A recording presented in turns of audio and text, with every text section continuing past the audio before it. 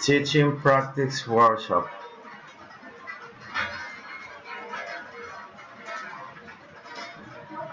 Good morning, dear students. In the class today, we will know the sounds of vowels and its importance for a good pronunciation. Let's start.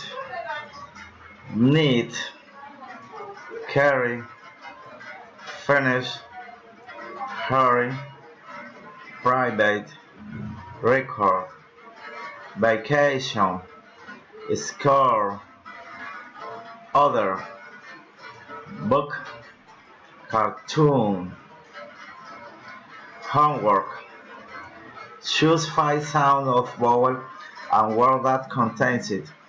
Then build a prayer with each one of them.